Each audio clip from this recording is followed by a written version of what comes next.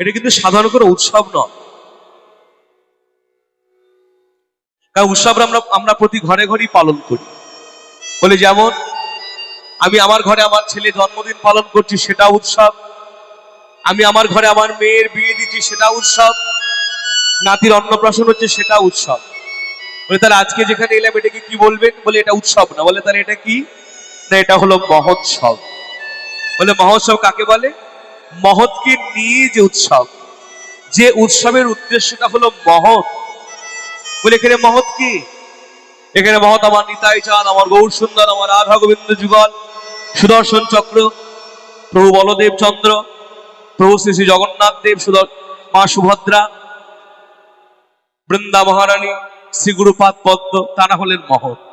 আর মহৎ আপনারা। তার স্বয়ং ভগবান তিনিও কখনো শ্রীমুখে বলছেন আমি বড় নই। ভগবান বলছেন আমি বড় নই। বলে তাহলে আমার থেকে বড় হলো আমার নাম, আর নামের থেকে বড় হলো আমার ভক্ত। কেন? ভক্তের অঙ্গ আমার অঙ্গ, নানা কোনো প্রভেদে নাই, ভক্ত অঙ্গে করিলে আঘাত, আমি নিজে ব্যথা পাই। ভগবান বলেন আমি বড় নই। বলে তাহলে কে বড়?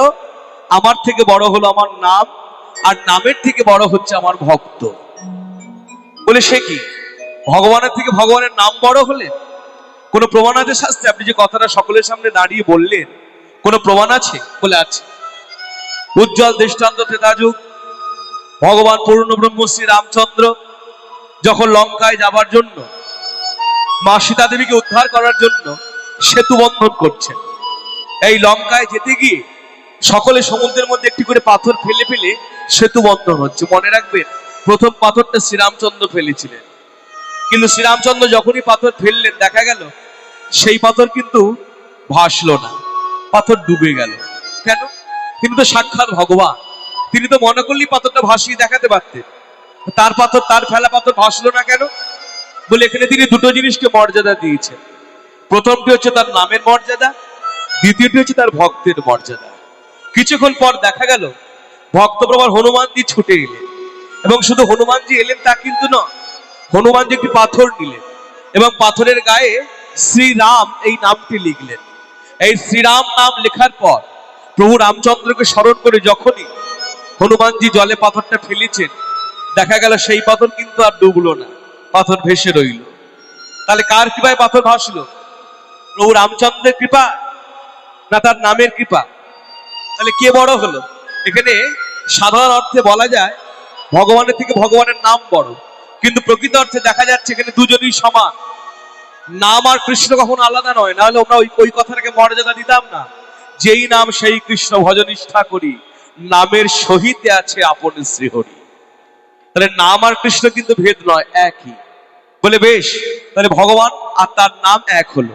কিন্তু তার থেকে বলছে ভক্ত বড় হলো কি করে? বলে ভক্ত আছে বলেই তো নামের এত মর্যাদা। আজকে ভক্ত আছে বলে নামের এত কদর। আজকে শুধু শুধু যদি এখানে কীর্তন হতো তাহলে কি ভালো লাগতো? না। তখন এটা পরিপূর্ণতা হলো যখন ভক্তের আগমন ঘটলো। শুধু তাই নয়, এই যে আজকে দিকে দিকে নাম প্রচার হচ্ছে, এমনকি বিদেশের মাটিতেও নাম ছড়িয়ে পড়ছে। কার কৃপায়? কার গুণে? ভক্তের গুণে। ভক্ত যদি না থাকতো দিকে দিকে নাম প্রচার হতো না।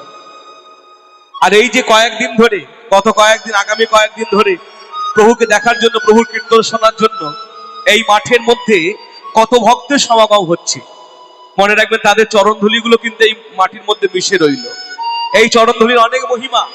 এই ভক্তের চরণধুলি আপনি বিশ্বাস সহযোগে, ভক্তি সহযোগে কণ্ঠে ধারণ করুন। এই চরণধুলি আপনি মাথায় মাখুন, এই চরণধুলি আপনি গায়ে মাখুন, জিহ্বায় নিন। মনে রাখবেন, দুরারোগ্য ব্যাধি পর্যন্ত মুক্ত হয়। নিতাই গৌরকে আনন্দে হরি হরি। আর সেই ভক্ত সমাগমে গৌর গোবিন্দ কথা আস্বাদন করার সুযোগ পেয়ে আমিও নিজেকে ধন্যাতীত ধন্য মনে করি। আজকে আমরা যে লীলা আস্বাদন করব, গত কয়েকদিন ধরেই, গতকালও একটি ভক্ত চরিত কথা হয়েছে যা শুনলাম। আর আমি আজকে আমার দাদাকে জিজ্ঞেস করলাম, দাদা কোন লীলা আস্বাদন হবে? বলছে একটু বিরহ লীলা হলে ভালো হয়। এটা বলুন। বলছে আজকে তাহলে নামাচার্য ছিল ঠাকুর হরিদাসের জীবনী কথা হোক। আমি বেশ, আজকে আমরা আস্বাদন করব এই কলিযুগে যিনি নামের মহিমা প্রচার করলেন নিজেকে দিয়ে, সেই নামাচার্য শ্রী ঠাকুর হরিদাসের জীবনী কথা। তবে তার জীবনী কথা আস্বাদন করতে হলে আগে আমাদের গৌরচন্দ্র বা গৌরচন্দ্রকে আস্বাদন করতে হয়। কারণ গৌর কে না জানলে কোনো লীলারই কিছু জানা যায় না। এই যার জন্য দেখলেন না, বন্দনার মধ্য দিয়ে আমরা কাকে প্রণাম জানালাম? মহাপ্রভুকে প্রণাম জানালাম। আজনলক্ষিত ভুজৌ কনকাবদাতৌ সংকীর্তনৈক পিতরৌ। আমার গৌর হলে সংকীর্তনের পিতা, তাই জন্য আমরা গৌর সুন্দরকে স্মরণ করব। শুধু আমি একা স্মরণ করব তা কিন্তু নয়, আমরা সকলে মিলে স্মরণ করব। আসুন আমরা সমতালের মধ্য দিয়ে গৌরচন্দ্র আস্বাদন করি। জয় জয় জগন্নাথ নিতাই গৌর হরি বল হরি বল।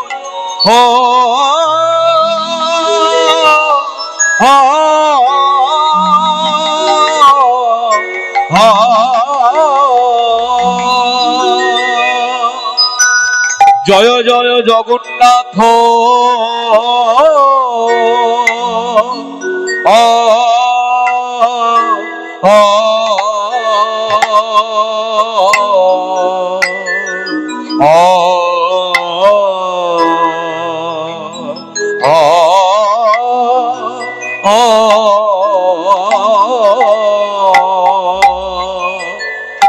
সচির নন্দ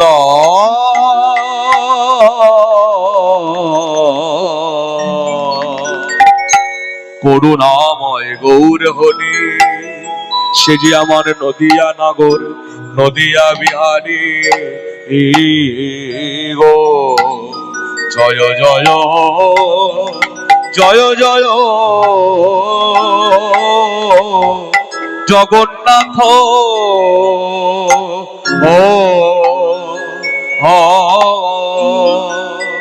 জগন্নাথ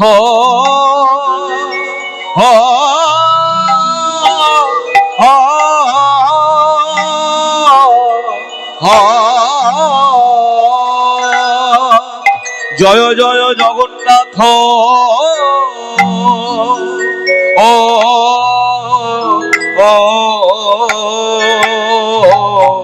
তোমরা সবাই মিলে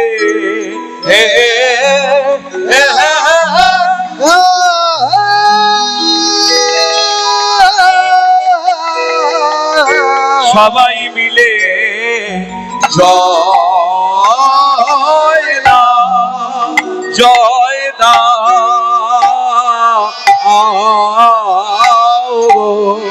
আহামনি জয় ও জয় জয় দাও আমাদের গোড়া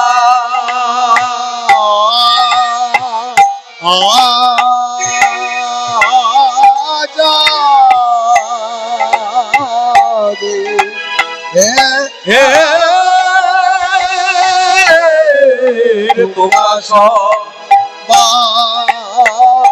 মিলে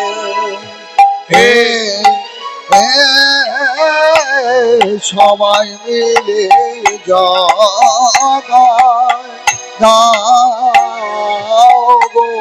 আগামী জয় জয় জয় দাও আমার গোড়া আচাদে তোমরা সবাই মিলে সবাই মিলে জয় দাও আহামনি জয় জয় জয় দাও আমার গোড়া আচাদে তোমরা সবাই মিলে সবাই মিলে জয় দাও আহামনি জয় জয় জয় দাও আমার গোড়া আচাদে তোমরা সবাই মিলে সবাই মিলে জয় দাও গো আহামনি জয় জয় জয় দাও গোড়া আহামনি রে ও কি আহামনি রে জয় দাও আমার ঘোড়া চাঁদে নিতাই গৌর হরি হরি হরি রে জয় জয় দাও আমার ঘোড়া চাঁদে জয় জয় জগন্নাথ শচীর নন্দন ত্রিভুবন করে যার চরণ বন্ধন। বিশুদ্ধ ভজন রসে ডুবে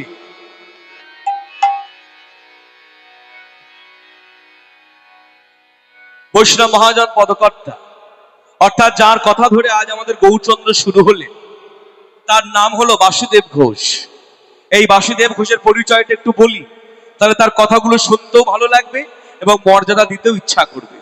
এই বাসুদেব ঘোষটিকে আজ থেকে 540 বছর আগে মহাপ্রভুর দলের লোক, অর্থাৎ মহাপ্রভুকে সামনে থেকে দেখেছেন, মহাপ্রভুর সঙ্গে সঙ্গে ঘুরিয়েছেন। শুধু তাই নয়, মহাপ্রভুকে সামনে থেকে কীর্তন শুনিয়েছেন। বুঝতে পারছেন কত বড় সৌভাগ্য। আমরা আজকে যার কীর্তন করতে এসেছি গৌরসুন্দর, সেই প্রেমের ঠাকুর গৌরসুন্দরকে তিনি সামনে থেকে কীর্তন শুনিয়েছেন।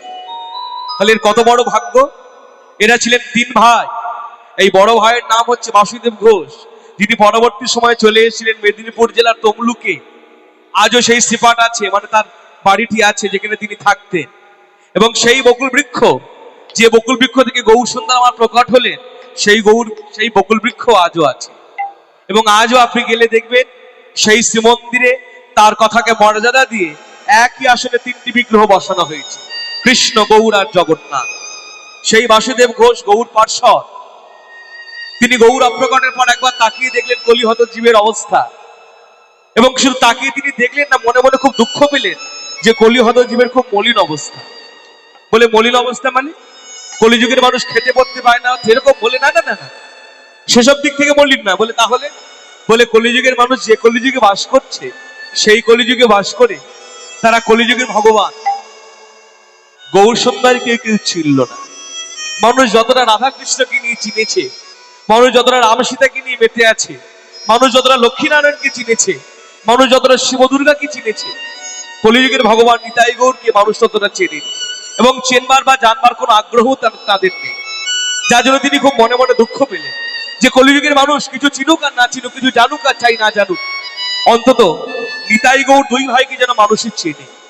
এই জন্য তার মনে মনে তিনি ভাবলেন একটা পদ লিখি। কি পদ না, যে পদের মধ্যে থাকবে গৌরের পরিচয়। এবং সেই পদ লিখতে গিয়ে তিনি প্রথমেই মহাপ্রভুর পরিচয় দিতে গিয়ে লিখলেন জয় জয় জগন্নাথ শচীর নন্দন। ভক্তমন্ডলী, ভক্তিমতী মায়ের, আমরা যখন কেউ কারো পরিচয় দিই, নিজের নামটি বলবার পর বা লিখবার পর কার নাম আসে? কার নাম আসে মায়েরা? আমরা যখন কেউ কারো পরিচয় দিই, নিজের নামটা বলবার পর বা লিখবার পর কার নাম আসে? বাবার নাম। আর পদকর্তা বাসুদেব ঘোষ প্রথমেই তিনি মহাপ্রভুর পরিচয় দিতে গিয়ে লিখলেন জয় জয় জগন্নাথ শচীর নন্দন। বলে জগন্নাথ লিখলো কেন? এই জগন্নাথ কি? মনে রাখবেন মহাপ্রভুর তো অনেক নাম। কেউ ডাকছে গৌরাঙ্গ বলে, কেউ ডাকছে চৈতন্য বলে, কেউ ডাকছে বিশ্বম্ভর বলে, হ্যাঁ, কেউ ডাকছে নিমাই বলে। তার নামটা কিন্তু বিশ্বম্ভর, আর পদবীটা হলো মিশ্র, টাইটেলটা হলো মিশ্র পুরন্দর। তার নাম হলো বিশ্বম্ভর। লোকে তাকে ডাকে নিমাই বলে, কেউ ডাকে গৌরাঙ্গ বলে, কেউ ডাকে চৈতন্য বলে। তাহলে বাবার নামটা কি? এই বাবার নামটাই হলো জগন্নাথ মিশ্র। মায়ের নাম কি? শচী দেবী। এটা গেল তার বাইরের পরিচয়। এবার তিনি ভেতরের পরিচয় দিচ্ছেন। বলে একটা জয়ের মধ্যে দিয়ে তিনি 3 জনের জয় দিলেন। জয় জয় জগন্নাথ শচীর নন্দন, অর্থাৎ জগন্নাথ মিশ্র জয় দেওয়া হলো, শচী মায়ের জয় দেওয়া হলো, আবার মহাপ্রভুর জয় দেওয়া হলো। এইবার দ্বিতীয় লাইনে লিখলেন তত্ত্ব কথা। কি তত্ত্ব না, ত্রিভুবন করে যার চরণ বন্দন। বলে ত্রিভুবন মানে স্বর্গমর্ত পাতাল। শুধু স্বর্গমর্ত পাতাল নয়, অনন্ত কোটি বিশ্ব ব্রহ্মাণ্ড যে চরণ বন্দনা করে, যে চরণ ধ্যান করে, যে চরণ পূজা করে, তা হলো আমার গৌর পাদপদ্ম। নিতাই গৌর হরি হরি। তারপর বলছে শোনো শোনো জি, এই যে তোমরা গৌরকে দেখছো, এই গৌর কে জানো? বলে এই যে বললে জগন্নাথ মিশ্রের ছেলে, শচী মার ছেলে। বলে ওটা তো প্রথমের কথা বলেছি, এবার তত্ত্ব শোনো। ওই নীলাচলে শঙ্খ চক্র, আবার গদা পদ্ম ধর, তোমরা দেখো দেখো। নীলাচলে শঙ্খ চক্র, ওই গদা পদ্ম ধর। তোমরা দেখো দেখো নীলাচলে শঙ্খ চক্র আবার গদা পদ্ম ধর এই নদিয়া নগরে দণ্ড দণ্ড কমণ্ডল করে এই নদিয়া নগরে দণ্ড দণ্ড কমণ্ডল এই নদিয়া নগরে দণ্ড কমণ্ডল এই নদিয়া নগরে দণ্ড দণ্ড কমণ্ডল দেখো দেখো সন্ন্যাস নিলে দেখো সন্ন্যাস নিলে দেখো দেখো সন্ন্যাস নিলে সন্ন্যাস নিলে ঘুরে পরে দণ্ড কমণ্ডল সন্ন্যাস নিলে করে দণ্ড কমণ্ডল সন্ন্যাস নিলে আমার মহাপ্রভুর করে দণ্ড কমণ্ডল শ্রীকৃষ্ণ চৈতন্য প্রভুর কটে হরি হরি বল। কমণ্ডল শ্রীকৃষ্ণ চৈতন্য প্রভুর কটে দণ্ড কমণ্ডল শ্রীকৃষ্ণ চৈতন্য প্রভুর হলো কটে দণ্ড কমণ্ডল শ্রীকৃষ্ণ চৈতন্য হলো কটে দণ্ড কমণ্ডল শ্রীকৃষ্ণ চৈতন্য হলো আমার সন্ন্যাস নিলেন ভোগ নদিয়া নগরে দণ্ড কমণ্ডল ভোগ কমণ্ডল এবার এটা ভেঙে বলি এতক্ষণ ধরে কি বলা হলো। বলছে নীলাচলে শঙ্খ চক্র গদা পদ্ম ধর। নীলাচল মানে পুরীধাম। তাহলে শঙ্খ চক্র গদা পদ্ম কোন ঠাকুরের হাতে থাকে? আমরা সকলেই জানি। কার হাতে থাকে মা? ভগবান নারায়ণের হাতে। পদকর্তা বলছে শোনো শোনো কলিহতজি, যে ভগবানকে তোমরা দেখে থাকো শঙ্খ চক্র গদা পদ্ম ধারী, যিনি সত্যযুগের ভগবান নারায়ণ, ওই সত্যযুগের ভগবান নারায়ণ যার হাতে শঙ্খ চক্র গদা পদ্ম থাকে, সেই সত্যযুগের ভগবান নারায়ণ নেমে এসছে এই কলিযুগের মাটিতে দণ্ড কমণ্ডল ধারী, অর্থাৎ আমার গৌর সত্য। তাহলে যেই নারায়ণ সেই গৌর। এই কলিযুগের মাটিতে গৌরের পূজা করলে নারায়ণের পূজা হয়ে যায়। নারায়ণকে পূজা করলে যে ফল, গৌরকে পূজা করলে একই ফল। শুনলেন আপনারা? আমরা কলিহতজি আমাদের জন্য খুব সহজ করে দিলেন বৈষ্ণব মহাজন বাসুদেব ঘোষ। কি লিখলেন তিনি? বলে কলিযুগের মাটিতে বাস করে তোমরা গৌরের পূজা করো, ধ্যান করতে হলে গৌরের ধ্যান করো, সেবা করতে হলে গৌরের সেবা করো। গৌরের সেবা করলে নারায়ণের সেবা হয়ে যায়, গৌরের পূজা করলে নারায়ণেরও পূজা হয়ে যায়। বলে বেশ, কথাটা মেনে নিলাম যে আপনি যা বলছেন তা সত্য, গৌরের পূজা করলে নারায়ণের পূজা হয়ে যায়, কিন্তু কথার মধ্যে একটু কিন্তু রয়ে গেল। যে বলে কি কিন্তু? বলে এই যে আপনি বললেন না নারায়ণকে পূজা করলে যে ফল, গৌরকে পূজা করলে একই ফল, তা আমরা ভগবানকে পূজা করি কি ফলের আশায়? কি মায়েরা, আমরা কি ভগবানকে পূজা করি ফলের আশায়? হয়তো আমি কথাটা বলবার পর আপনারা হয়তো মাথা নেড়ে নেড়ে বললেন না, কিন্তু ভেবে দেখবেন আমরা পূজা করা তো দূরের কথা, যখন ভগবানকে একটা প্রণামও করি না, শুধু শুধু কিন্তু কেউ প্রণাম করি না, মাথা ঠুকি না, কিছু না কিছু ভগবানের কাছ থেকে চেয়ে চাই না। দেখবেন তাড়াহুড়ো করে যদি আমরা ভগবানকে প্রণাম করি, কিছু বলতে পারি আর ছাড় নাই পারি, প্রভু তুমি আমাকে ভালো রেখো, এই কথাটা অন্তত বলি, তাহলে এটাই তো বিনিময় হয়ে গেল। আমি তোমাকে প্রণাম করলাম, তুমি আমায় কিছু দাও, এখানেই তো বিনিময়। আর একটা ঘটনার কথা বললে আপনারা আরো ভালোভাবে বুঝতে পারবেন। এই গত বছর লক্ষ্মী পুজোর সময় এক কীর্তন করতে গেছিলাম একটি বাড়িতে, বীরভূম জেলায়। লক্ষ্মী পুজো উপলক্ষে কীর্তন হচ্ছে। তা আমাদের সন্ধ্যেবেলায় কীর্তন, প্রায় 6টা 6:30 হবে। হ্যাঁ, তা আমরা প্রায় পৌঁছে গেছি দুপুর।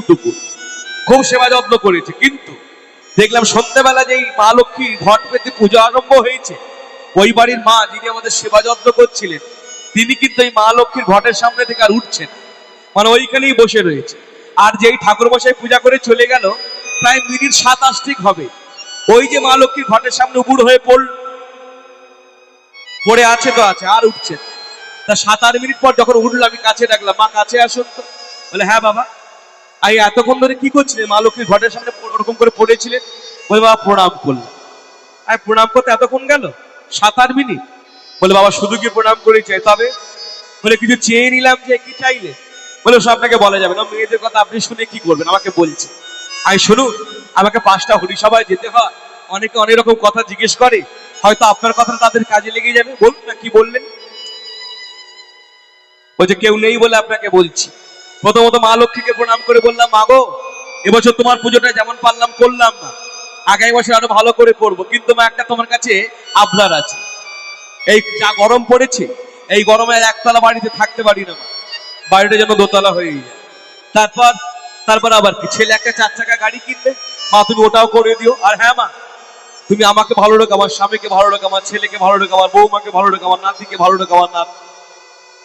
দেখলেন, প্রণাম করবার বেলা একবার, আর চাইবার বেলা মানে চাওয়ার আর আমাদের শেষ নেই। যার জন্য অনেক আমরা পাহাড়ের মতো বস্তু চেয়ে নিই, শুধু দাও আর দাও। অর্থাৎ এই বিনিময় আছে বলে এই হৃদয়ে ভক্তি তার কোনো জায়গা নাই। যার জন্য পদকর্তা বাসুদেব ঘোষ বললে, আমি হয়তো আজকে বলে গেলাম যে এই গৌর সত্যযুগে নারায়ণ, কিন্তু আজ থেকে 500 বছর পর, আজ থেকে 1000 বছর পর কারো সত্য বিশ্বাস নাও হতে পারে। যার জন্য তিনি দ্বিতীয় ভক্তির আবার লিখলেন, বলে এই গৌরকে শুধু নারায়ণ নয়, তাহলে এই গৌরকে কেহ বলে পুরবেতে রাবণ বধিলা, গোলকের বৈভব লীলা প্রকাশ করিলা। হরি হরি বলে পুরাবেতে রাবণ বধিলা, গোলকের বৈভব লীলা প্রকাশ করিলা।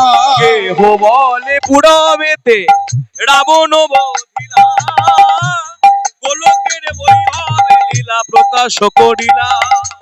কেহ বলে পুরাবেতে রাবণ বধিলা, গোলকের বৈভব লীলা প্রকাশ করিলা। যা কেউ কখনো দেখে নাই ভাই, যা কেউ কখনো দেখে নাই যা ভাই, কেউ কখনো দেখে নাই যা ভাই, কেউ কখনো দেখে নাই কলিজীবের ভাগ্যে হয়ে গেল একবার হরি হরি হরি বল, জীবের ভাগ্যে ঘুরে গেল, একবার হরি গৌর হরি বল। জীবের ভাগ্যে ঘুরে গেল। কেউ কখনো দেখে নাই ভাই, গোলকের বৈভব লীলা প্রকাশ করিলা। গোলকের বৈভব লীলা প্রকাশ করিলা। দেখুন, এই কিছুক্ষণ আগে বলছে এই গৌর নাকি সত্যযুগে নারায়ণ, আবার এখন বলছে কেহ বলে পুরাবেতে রাবণ বধিলা। তাহলে রাবণকে বধ করলো কোন ভগবান বলুন? সকলেই জানে, ভগবান শ্রী রামচন্দ্র। পদকর্তা বলছেন, যে ভগবানকে তোমরা দেখেছো ত্রেতা যুগে রাবণ বধকারী, অর্থাৎ রাবণকে বধ করলেন, সেই ভগবানই হচ্ছে আমার গৌর সুন্দর। অর্থাৎ যিনি গৌর তিনি নারায়ণ, যিনি গৌর তিনি ত্রেতা যুগে শ্রী রামচন্দ্র। তাহলে বুঝতে পারছেন আমরা কত ভাগ্যবান, কত ভাগ্যবতী, যার জন্য আমরা কোন যুগে জন্ম পেয়েছি। মনে রাখবেন, এই যুগটা হচ্ছে খুব ধন্য যুগ, খুব শ্রেষ্ঠ যুগ।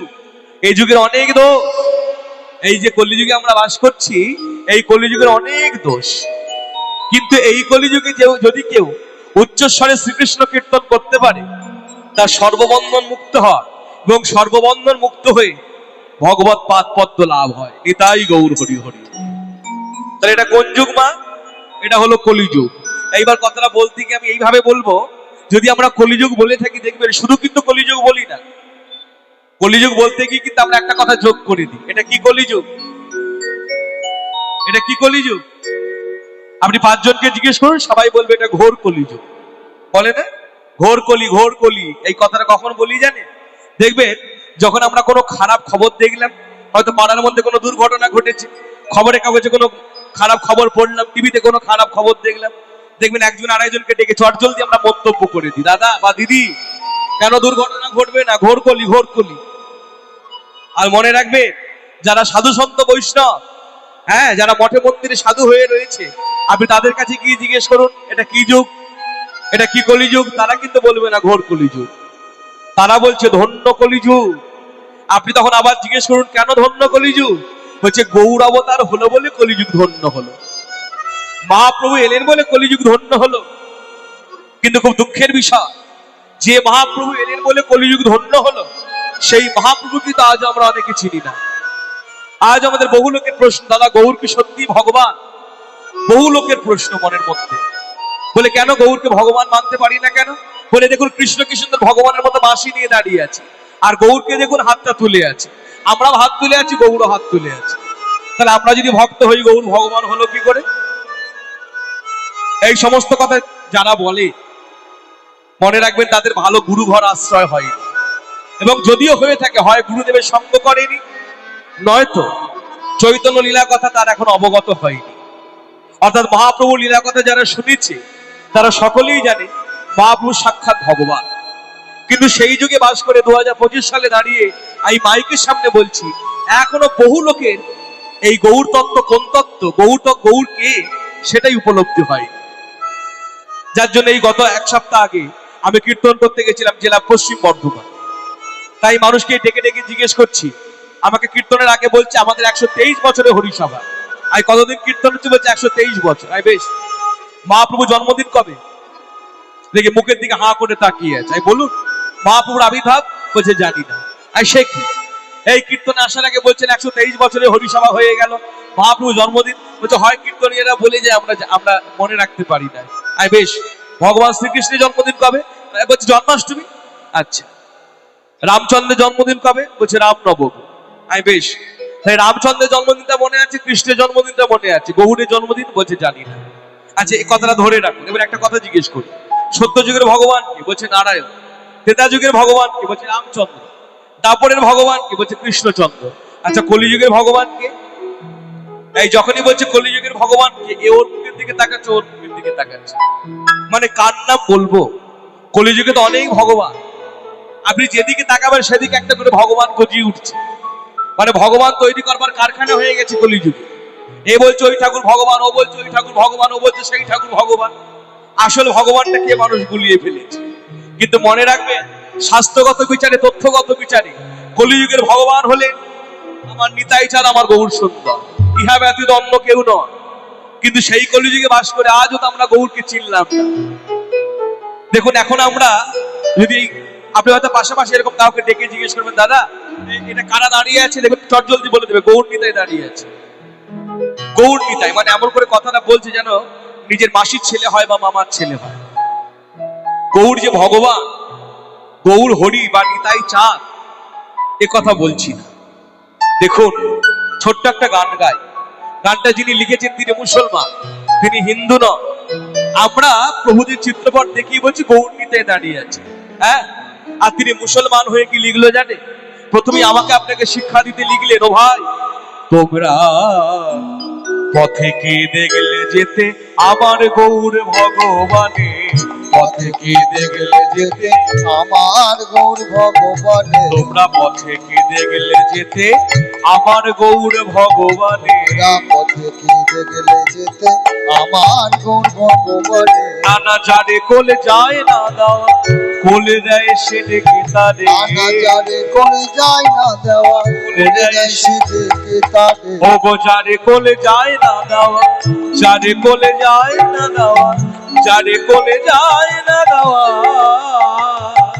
কোলে দেয় সে ডেকে তারে, পথে কি দেখলে যেতে আমার গৌর ভগবানে, পথে কি দেখলে যেতে আমার গৌর ভগবানে। বলে দেখতে কেমন? তিনি মুসলমান হয়ে বলছে গৌর আমার ভগবান, পথে কি দেখলে যেতে আমার গৌর ভগবান। একজন মুসলমান হয়ে তিনি লিখলেন গৌর আমার ভগবান। আর আমরা বাঙালি জাতি, আমরা হিন্দু, আমরা সনাতনী বলে নিজেদের পরিচয় দিই। আমাদের মনে এখনো সন্দেহ, গৌর কি সত্যি ভগবান? এইবার দেখুন, তিনি মুসলমান হয়ে লিখলে দেখতে কেমন গৌরকে?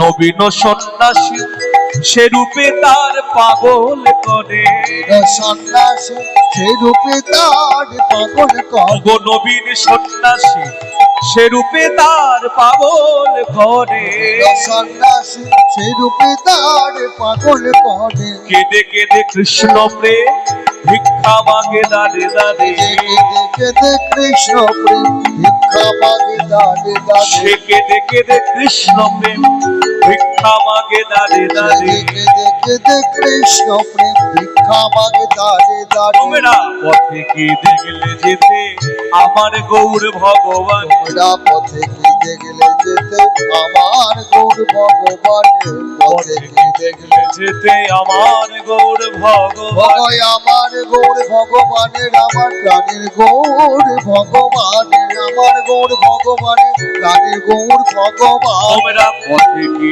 দেখলে যেতে আমার গৌর ভগবান, তোমরা পথে কি দেখলে যেতে আমার গৌর ভগবান। এই জগতের জগাই মাথায় মগ্ন যারা পাপের পাকে, জগতের জগাই মাথায় মগ্ন যারা পাপের পাকে, জগতের জগাই মাথায়, জগতের জগাই মাথায়, জগতের জগাই মাথায়। দেখুন গানটা যিনি লিখছেন তিনি তো বলতে পারতেন নদিয়ার জগাই মাথায়, না, লিখলো জগতের জগাই মাথায়। বলে নবদ্বীপে যে জগাই মাথায় থাকতো দুজন, আর আপনি আপনার চারিদিকে তাকিয়ে দেখুন ওই জগাই মাথায়ের মতো প্রবৃত্তি সকলের মধ্যেই আছে। আমি যে হরি কথা বলছি আমিও কিন্তু ব্যতিক্রম নই।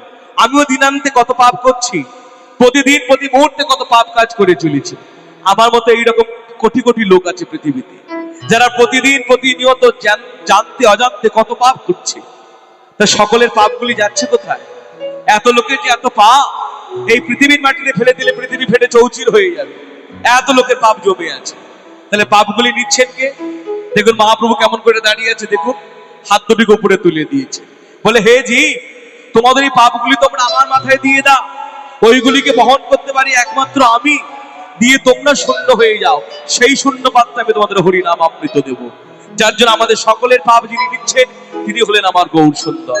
যার জন্য তিনি লিখলেন জগতের জগাই মাথায় মগ্ন যারা পাপের পাকে, জগতের জগাই মাথায় মগ্ন যারা পাপের পাকে, সকলের পাপ নিয়ে সোনার গৌরঙ্গে মাগে, সকলের পাপ নিয়ে সোনার গৌরঙ্গে মাকে, সকলের পাপ নিয়ে সোনার গৌরঙ্গে, আমাদের সকলের পাপ নিয়ে সোনার গৌরঙ্গে তোমরা মাকে। পথে কি দেখলে যেতে আমার গৌর ভগবান, তোরা পথে কি দেখলে যেতে আমার গৌর ভগবান, শুধু একবার বললে হরি চাই নিয়ে সে ভগবানে, এবারে বললে ঘুরি যায়নি এসে ভগবান, শুধু একবারে বললে হরি হরি না হরি নাম করো, হরি নাম করো, হরি নাম, হরি নাম বদন ভরে গাও হরি নাম। একবার বললে হরি যাইনি সে ভগবানে, একবারে বললে ঘুরি যায়নি এসে ভগবানে। আস্তে, আমার কথা পরিষ্কার বুঝতে পারছেন সবাই? শুনতে পাচ্ছেন তো? আমি নয় নয় করে 3 থেকে 4 বার বলে ফেললাম যে একবার বললে হরি যায়নি সে ভবপার। একবার তো দূরের কথা, কেউ তো আধখানা বললেন না হরি বল। এই জন্যই জিজ্ঞেস করলাম যে আপনারা শুনতে পাচ্ছেন কিনা। কই একবার তো কেউ বললেন না, বলবে আমার সঙ্গে? তাহলে একবার বলুন, একবার বললে হরি নিতাই গৌর হরি হরি হরি হরি হরি হরি হরি নাম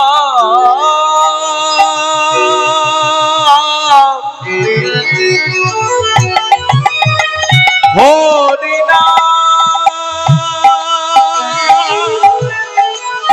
হরি নাম হরি নাম বদন ভরে গাও হরি নাম, প্রেমানন্দে গাও হরি নাম, হৃদয়টা সরল করে শিশুর মতো ভাব নিয়ে গাও হরি নাম।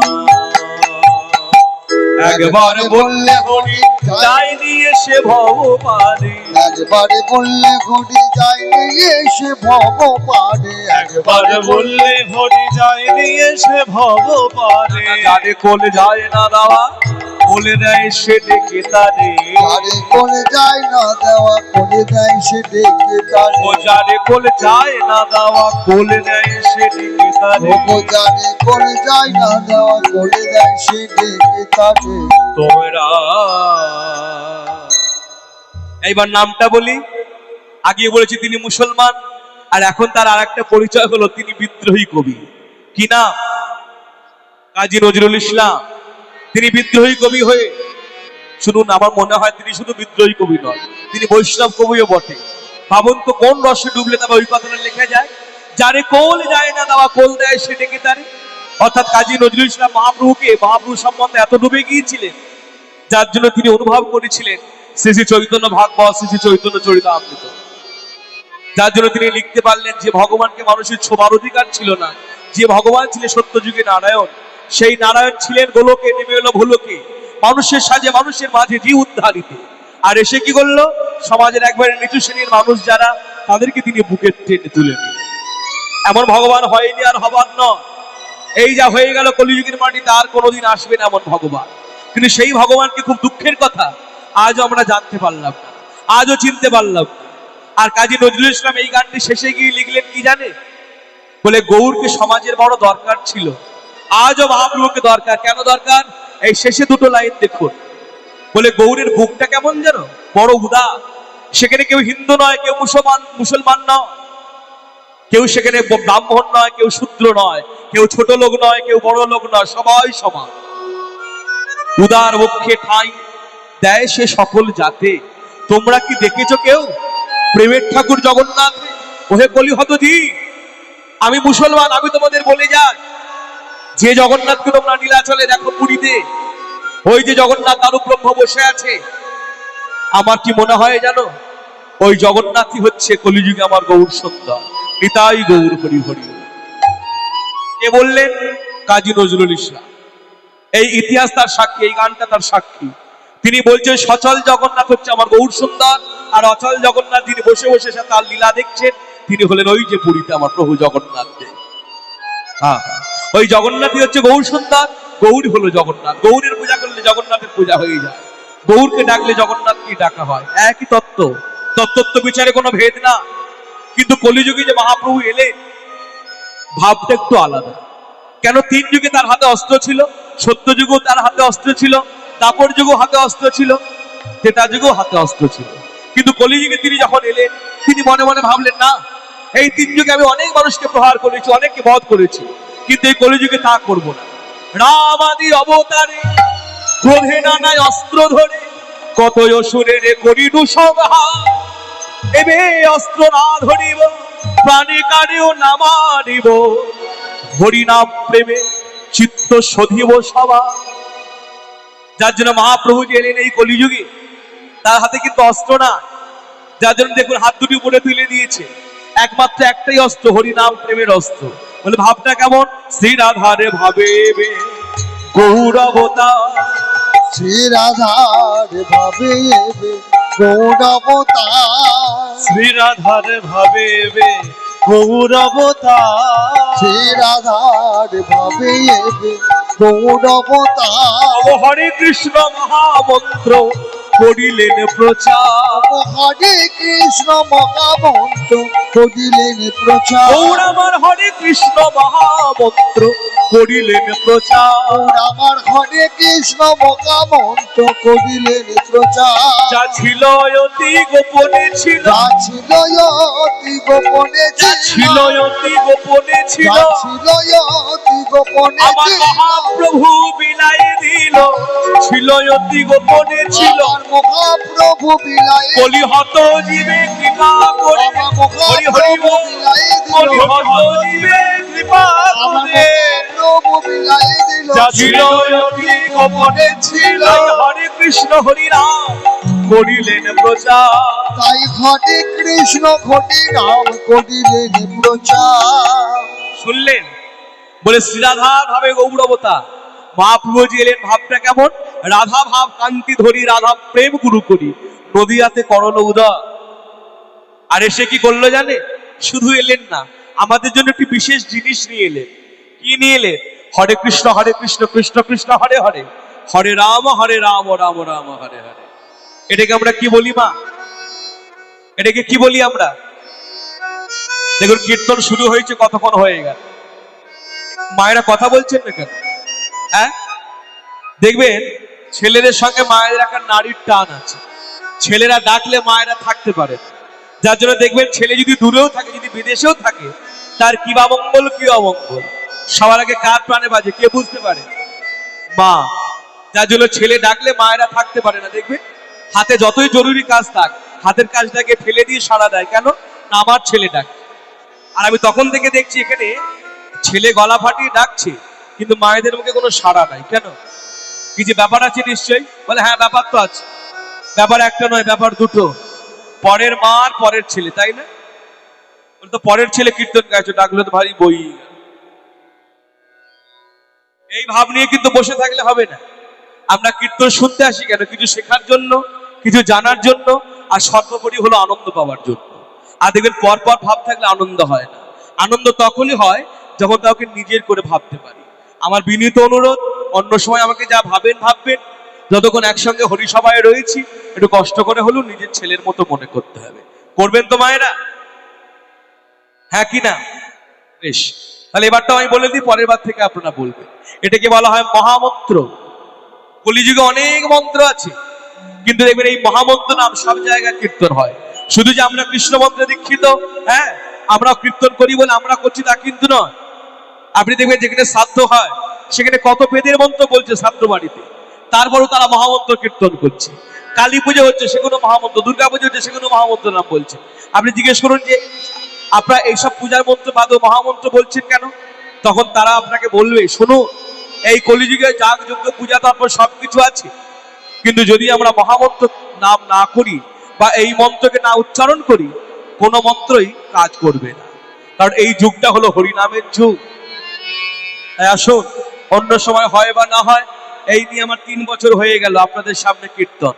এরপর জানি না প্রভু আর ডাকবেন কিনা বা হবে কিনা। হ্যাঁ, আমরা একবার সবাই মিলে কণ্ঠে কণ্ঠ মিলিয়ে গাই। সবাই গাইবেন তো? আসুন আমি আগে বলি, তারপর আপনারা বলুন।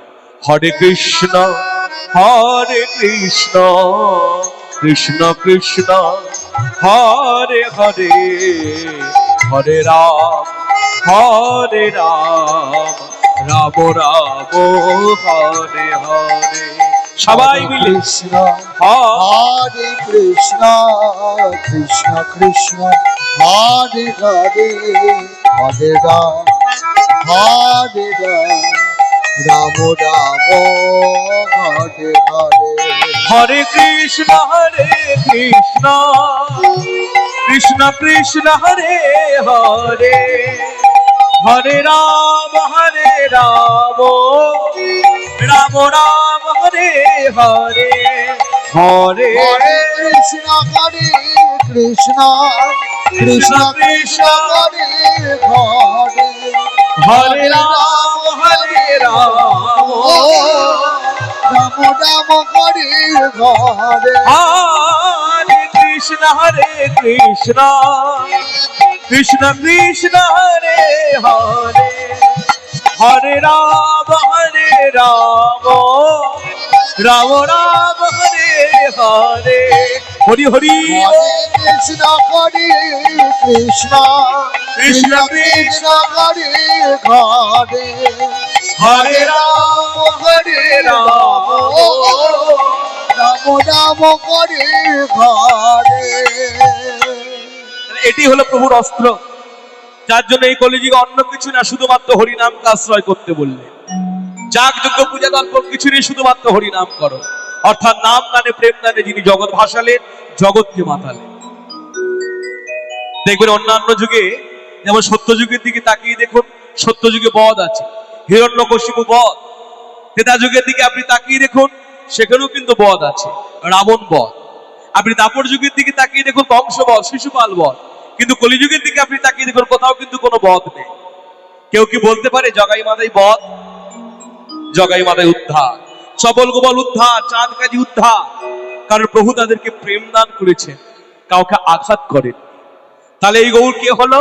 এই গৌর সত্যযুগী নারায়ণ, এই গৌর ত্রেতা যুগী রাম, আর এই গৌর একটু সুত্তার লয়ের ছন্দে বলি, এই গৌর কে?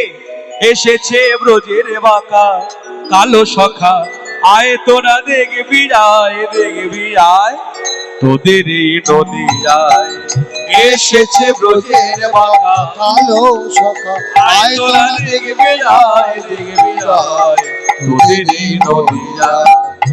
আস্তে আস্তে একটু নেচে নেচে গাই নাকি? অনেকক্ষণ দাঁড়িয়ে দাঁড়িয়ে কীর্তন করবে।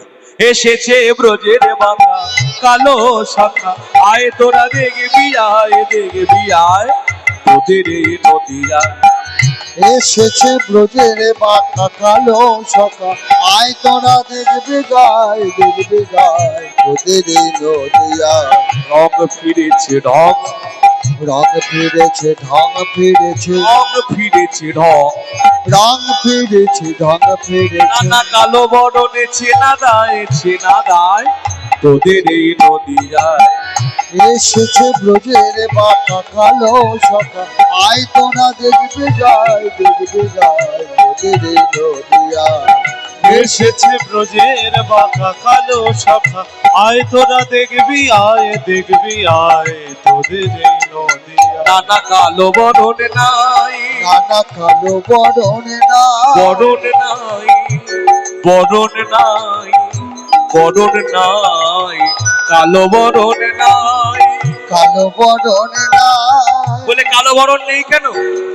বলে বৃন্দাবনে শ্রীকৃষ্ণ যখন এলেন, ওই বৃন্দাবন থেকে নবদ্বীপে একা আসেনি, ছিলেন গৌর, ছিলেন কৃষ্ণ, হলেন গৌর, তবে একা আসেনি গো। বলে সঙ্গে করে আরেকজনকে নিয়ে এসছে। বলে কাকে নিয়ে এসছে? বলে কৃষ্ণের বাদিকে কে আছে? রাধা রানী। তাহলে কৃষ্ণ একা আসবেন কি করে? রাধারানীকে সঙ্গে করে নিয়ে এলেন। বলে সে কি, গৌরের দেহ একটা, তার মধ্যে দুইজন আছে? বলে হ্যাঁ, মহাপ্রভুর দেহ একটা, ওর মধ্যে দুইজন আছে, কৃষ্ণ আছে, রাধারানীও আছে। বলে কৃষ্ণটা কোথায়? বলে কৃষ্ণটা হলো ভেতরে অন্তর কৃষ্ণ। বলে রাধারানী কোথায়? বলে বাইরেটা হলেন আমার রাধারানী। অন্তর কৃষ্ণ বহি রাধা, রাধা ভাব সুবলিত তনু, যার জন্য মহাপ্রভু দেখবেন তার অঙ্গে দুটি ভাব, রাধারানীরও ভাবও দেখা যায়, কৃষ্ণের ভাবও দেখা যায়। মহাপ্রভু যখন কারো দিকে বাঁকা চোখে তাকায়, তখন ভক্তরা বুঝে নেয় এখন বৃন্দাবনে কৃষ্ণের ভাব। আর সেই গৌর সুন্দর যখন ঘোমটা দিয়ে মানিনীর বেশে মান করেন, ভক্তগণ বুঝে নেয় এখন রাধারানীর ভাব। এই রাধা কৃষ্ণ মিলিত তনু হলো আমার গৌর। নানা তার কালো বরণ নাই, কালো বরণে না আমার এই অঙ্গে অঙ্গ ঢেকে গৌর হলো তার। আমার অঙ্গে অঙ্গ ঢেকে ঘোর ঘোল আমার এই অঙ্গে অঙ্গ ঢেকে গৌর হলো তার। আমার অঙ্গে অঙ্গ ঢেকে ঘোর ঘোল আমার এই অঙ্গে অঙ্গ ঢেকে গৌর হলো তার। সেই ব্রজের সেই ব্রজের সেই প্রেমের রসের রসের খেলতে এলো নদীয়ায়। দেখুন, আমি কিন্তু নৃত্য করছি, কিন্তু জগৎ বিনিময়ে চলছে। কিছু না দিলে কিছু পাওয়া যায় না। আমি শুধু শুধু নাচবো কেন? একটু উলুধ্বনি হরিধ্বনি যদি না হয় ভালো লাগে? তোদের এই নদীয়ায় হরি হরি বল। এসেছে ব্রজের বাঁকা কালো সখা আয় তোরা দেখবে যায় তোদের এই নদিয়ায়। এসেছে ব্রজের বাঁকা কালো শাখা আয় তোরা দেখবি আয় তোদের এই নদিয়া। ঋণী হয়েছে প্রেমী ঋণী হয়েছে গোপী প্রেমে ঋণী হয়েছে, গোপী প্রেমী ঋণী হয়েছে তাই তো হাতের বাঁশি কেড়ে লয়ে বিদায় দিয়েছে। তার হাতের বাঁশি কেড়ে লয়ে বিদায় দিয়েছে তার সাধের বাঁশি, ভালোবাসার বাঁশি, তার খেলার বাঁশি কেড়ে লয়ে বিদায় দিয়েছে।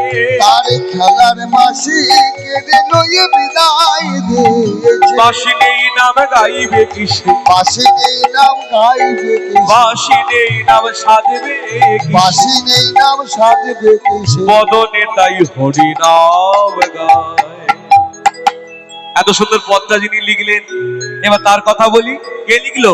বিশ্বরূপে কয় হরি হরি বল। বিশ্বরূপে কয় দাস বিশ্বরূপে কয়, দাস বিশ্বরূপে কয় বহু রাই অঙ্গে তোমার কিশোরী অঙ্গে, এবার রাই অঙ্গে অঙ্গ ঢেকে রঙ্গ করা নয়। তোমার অঙ্গে অঙ্গ ঢেকে রঙ্গ করা নয় পাপি তাপি উদ্ধারিলে, পাপি তাপি উদ্ধার গো পাপি তাপি উদ্ধারিলে, পাপি তাপি উদ্ধার পাপি তাপি উদ্ধারিলে। পাপি তাপি উদ্ধার দিলে দেখলেন মায়েরা, আমি হাতটা কোন দিকে দেখালাম? যখন পাপি তাপি বলছি হাতটা কিরকম করে দেখালাম?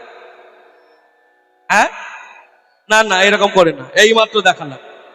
কিরকম করে? না, এই দেখুন, এখন এত করে বুঝিয়ে বুঝিয়ে বলছি, এখন শুনবেন।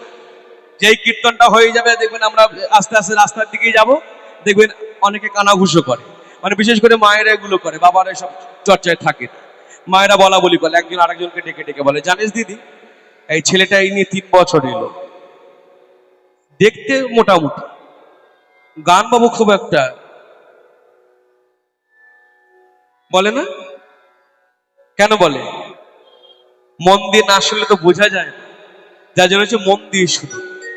আমি যখনই বলেছি পাপি তাপি, হাতটা ঠিক এইরকম করে দেখালাম, পাপি তাপি উদ্ধার, এইরকম বলছে। আশ্চর্য তো, বলছেন পাপি তাপি, হাতটা নিজের দিকে করে আছেন কেন? বলে এটাই তো ভজনীয় শিক্ষা।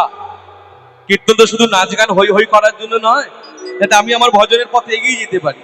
তবে হাত দুটো এরকম করে, এটা আবার কি শিক্ষা? বলে মনে রাখবেন, আমরা যখন কেউ কাউকে পাপি বলি না, দেখবেন আগে আমাদের আঙ্গুলগুলো বেরিয়ে আসে। আগে দেখবেন আমরা আঙ্গুলটা দেখিয়ে একজন একজনকে বলি, এই তুই হলি পাপি, তোর মতো পাপি জগতে আর দুটো নাই, তুই হলি সবচেয়ে বড় পাপি। ঠিক এরকম করে আমরা ঝগড়া ভাষায় বলি। তা দেখবেন একটা আঙ্গুল দেখি কাউকে যখন বলছি তুই পাপি, বাদ বাকি 3টে আঙ্গুল কোন দিকে আছে? একটা আঙ্গুল বাড়িয়ে দিয়েছি লোকের দিকে, তুই পাপি, 3টে আঙ্গুল কোন দিকে আছে? আমার নিজের দিকে। অর্থাৎ অন্যকে পাপি বলবার আগে, অন্যকে দোষ দেওয়ার আগে, আগে ভাবতে হবে নিজের কতটা পাপ জমে আছে। আমি লোককে বলছি পাপি, অথচ আমার পাপ আমি লক্ষ্য করি না, আমি তো বড় পাপি।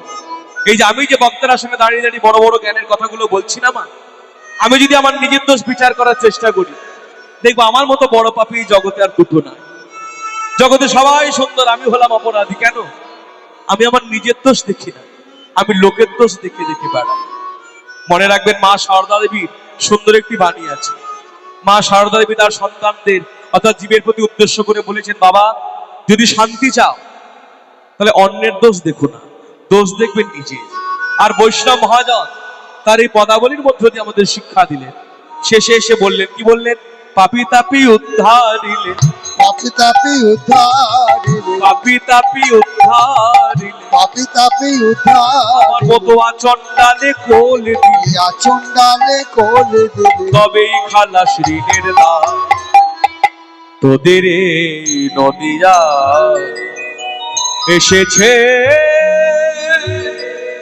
ব্রজের বাঁকা সেই কালো সখা, দেখবি আয় তোদের এই নদিয়ায়, তোদের এই নদিয়ায়। সেই বৃন্দাবনের রাধা কৃষ্ণ, যে রাধা কৃষ্ণ ছিলেন ওই বৃন্দাবনে কখনো পাশাপাশি, কখনো বা মুখোমুখি। দেবে কলি জীবের ভাগ্যে সেই রাধা কৃষ্ণ হলো একবারে মাখামাখি তনু আমার গৌর কিশোর। সে রাধারে ভাবে গৌর অবতার, হরে কৃষ্ণ মহামন্ত্র করিলেন প্রচার। হরি হরি আরে ভাবে গৌরাবতার, হরে কৃষ্ণ মহামন্ত্র করিলেন প্রচার। যা ছিল অতি গোপনে ছিল, ছিল অতি গোপনে ছিল, যা ওই গোলকে গোপনে ছিল, গোলকে গোপনে ছিল, আমার মহাপ্রভু বিলাই দিল গোলকে গোপনে ছিল। মহাপ্রভু বিলাই বলি হত জীবে কৃপা করে, মহাপ্রভু বিলাই দিল, বলি হত জীবে কৃপা করে, মহাপ্রভু বিলাই দিল, যা গোলকে গোপনে ছিল, হরে কৃষ্ণ মহামন্ত্র করিলেন প্রচার। হরে কৃষ্ণ মহামন্ত্র করিলেন প্রচার। এই দেখুন পদকর্তা বাসুদেব ঘোষ, যিনি এতক্ষণ পদটা লিখলেন, একবারে শেষে এসে, বিশ্রামে এসে, পদাবলীর সমাপ্তিতে এসে এইবার তিনি তার কথাটা লিখলেন। তিনি যেন আমাদেরকে উদ্দেশ্য করে অনুরোধ করে বললেন, খুব বিনয়ী হয়ে বললেন। কি বললেন? একবারে শেষের লাইন, বাসুদেব ঘোষ কহে করি জড়হা, বাসুদেব ঘোষ কহে করি জড় হা। এবার বাসুদেব ঘোষ কহে করি জড়হা, এবার বাসুদেব ঘোষ কহে করি জড় হা। যেই গৌর সেই কৃষ্ণ সেই জগন্নাথ। ওগো যেই হরি হরি গৌর সেই কৃষ্ণ সেই জগন্নাথ। ওগো যেই গৌর সেই কৃষ্ণ সেই জগন্নাথ। ওগো যেই গৌর সেই কৃষ্ণ সেই জগন্নাথ। জগন্নাথ এলেন সাগরের তীরে, আমার জগন্নাথ এলেন সাগর তীরে, জগন্নাথ এলো সাগরের তীরে, জগন্নাথ এলেন সাগর তীরে, কৃষ্ণের লীলা যমুনার তটে, জগন্নাথ এলেন সাগরের তীরে, কৃষ্ণের লীলা যমুনার তটে, জগন্নাথ এলেন সাগর তীরে, গৌরাঙ্গ এলেন গঙ্গার ঘাটে, জগন্নাথ এলেন সাগর গৌরাঙ্গ তীরে এলেন গঙ্গার ঘাটে, জগন্নাথ এলেন সাগর এই তীরে। তিন তত্ত্ব একই বটে বৈষ্ণবে কবি বা সুঘোষের রটে। তিনি তত্ত্ব একই বটে, বৈষ্ণবী বা সুঘোষের রটে। তত্ত্ব একই বটে, আমার জগন্নাথ এলেন সাগর তীরে। এই গৌর সেই কৃষ্ণ সেই জগন্নাথ। ও যে গৌর সেই কৃষ্ণ সেই জগন্নাথ। তাহলে কি শিক্ষা পেলাম আমরা? যেই গৌর সেই কৃষ্ণ সেই জগন্নাথ।